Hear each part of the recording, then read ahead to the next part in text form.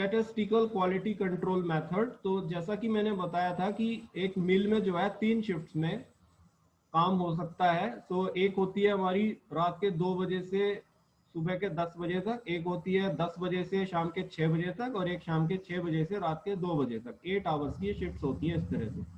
तो आपने हर शिफ्ट में किसी एक पर्टिकुलर टाइम स्लॉट को सिलेक्ट कर लिया, ठीक है, right, and in that time slot you picked a sample randomly and then you are analysing the difference. For example, आपने सपोज जो शिफ्ट हमारी 10 से 6 वाली है, उसमें सपोज आपने 3 से 5 की एक टाइम स्लॉट ले लिया, दोपहर 3 बजे से शाम के 5 बजे का एक टाइम स्लॉट ले लिया, और सपोज उस टाइम स्लॉट में 500 यूनिट्स बन रहे हैं, राइट।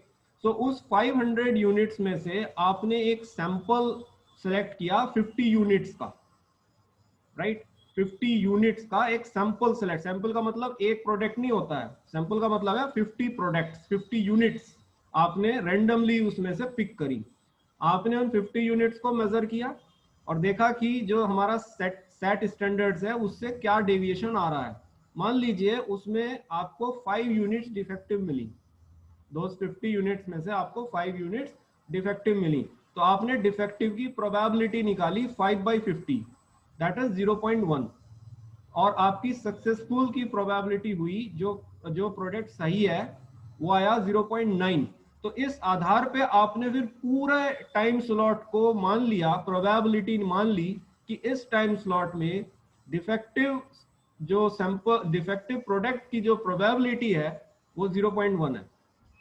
इसी तरह से आपने फिर नेक्स्ट शिफ्ट में काम किया। नेक्स्ट शिफ्ट में भी आपने कोई एक पर्टिकुलर टाइम स्लॉट लिया, उस पर्टिकुलर टाइम स्लॉट में आपने रेंडमली कोई सैंपल प्रोडक्ट्स का सैंपल पिक किया, and then again you determine the how much defective items are coming and you identify the probability.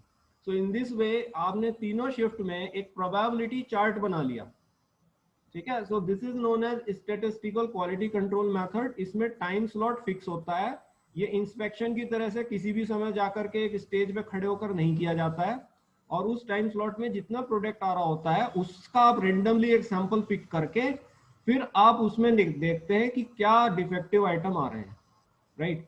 So in this method a sample of products is drawn from a certain lot of production at a given time in a day, and number of defective products in sample are recorded to determine the probability, right। तो इस आधार पे आप determine कर लेते हैं कि जो probability है आपकी वो डिफेक्टिव आइटम्स की कितनी है उस पर्टिकुलर शिफ्ट में, ठीक है, उस पर्टिकुलर शिफ्ट में नहीं, उस पर्टिकुलर टाइम स्लॉट में। उसके बाद आप अगली शिफ्ट अगले दिन कोई और नया टाइम स्लॉट लीजिए।